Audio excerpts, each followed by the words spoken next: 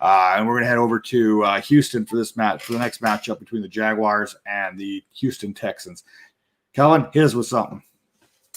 Well, so early on, I had some concerns about the Jacksonville Jaguars offense being a little bit too conservative, but I'm completely over that now. They're not conservative. My worry is they spread the ball around a lot, and I don't understand why Chris Conley is still part of this offense. He definitely needs to go.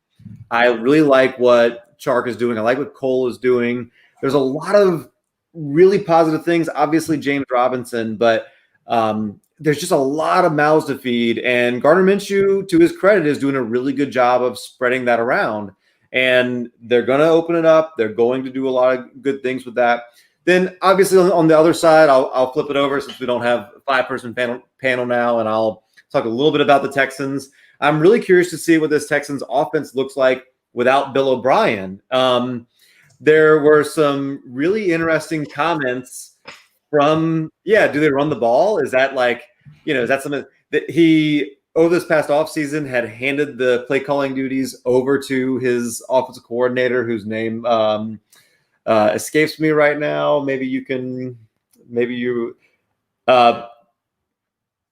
I don't remember, but Tim Kelly. Tim Kelly is his offensive coordinator. He had handed it over to him, but literally this past week, he said I'm taking it back. I'm now going to be involved in the play calling.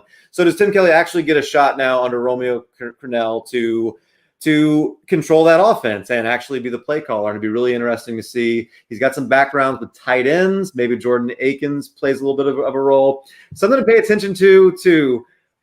Brandon Cooks may have been a little bit vocal after the game about not catching a pass. And I only say that because Deshaun Watson had some really weird comments about him doing his job and making his reads. And he didn't specifically call Brandon Cooks, and call him out or throw him under the bus or anything like that.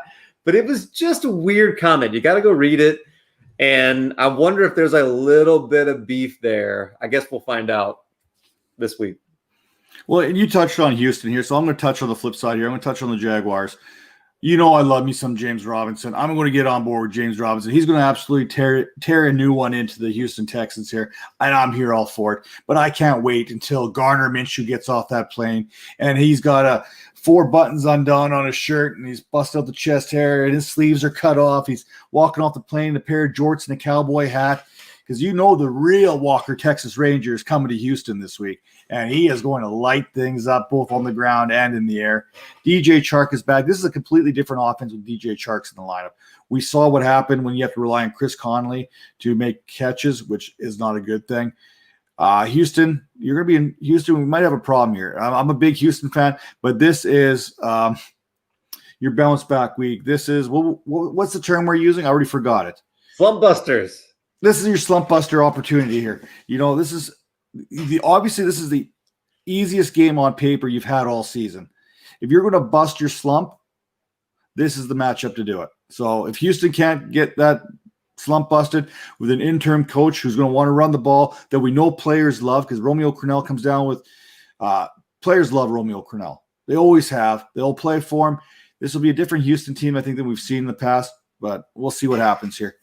I like the Jaguars offense gets rolling here as well. So this could be this could be almost an offensive shootout, which I'm looking forward to. A little Corral action.